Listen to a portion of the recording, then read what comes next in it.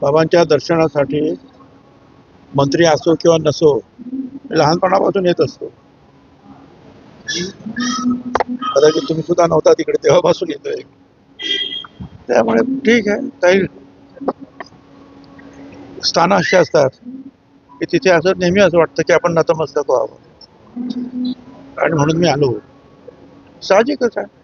नवीन एखादी जबाबदारी जर आपल्याला मिळाली तर त्या जबाबदारीमध्ये चांगलं यश मिळावं आणि जनतेचं आपल्याला काही ना काहीतरी आपली सेवा करता यावी.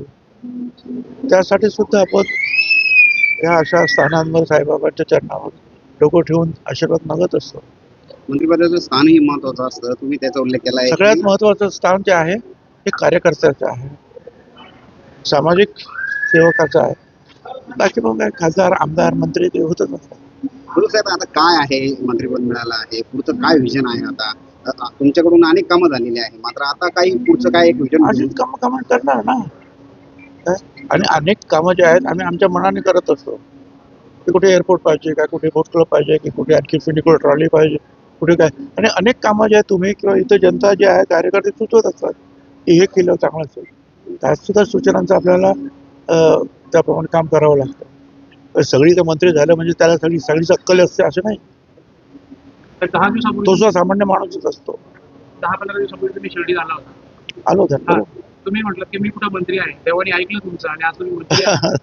म्हणजे मंत्री नसताना सुद्धा आलो होते, तुम्हाला माहिती आहे. बरोबर, तेच तर म्हणतोय.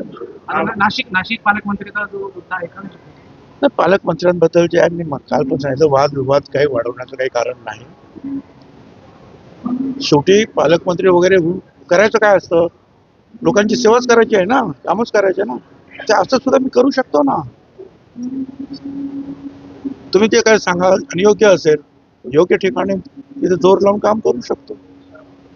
त्यामुळे तो पालकमंत्री पदाचा वाद जो आहे त्या वादात मला अजिबात पडायचं नाही. ते मुख्यमंत्री पाहून घेतील, उपमुख्यमंत्री पाहून घेतील काय करायचं ते. बाकी जे आहे जी कामं मला सुचवली जातील त्या कामाचा रेटा मी लावणार. आपल्या राज्यामध्ये 54,000 रेशनिंगची दुकानं आहेत अख्ख्या राज्यात, कानाकोपऱ्यात. आपण करोना काळामध्ये सुद्धा सगळे घरात बसले असताना आमचे जे हमाल बांधव आहेत, आमचे जे ड्रायव्हर आहेत ट्रकचे, आमचे जे दुकानदार आहेत, आमचे अधिकारी आहेत, त्यांनी 54,000 दुकानातून वाटप केलं. एक जरूर आहे काही प्रमाणामध्ये कुठे काही घोटाळे करतात, पण तुम्ही आणि तिथे लोकल कार्यकर्त्यांनी काही एकाच ठिकाणी आहे का, तर त्याच्यावर आपण बंधन आहोत. लहान लहान ठिकाणावरून सगळं 54,000 दुकानातून जर कुठे काही 2-4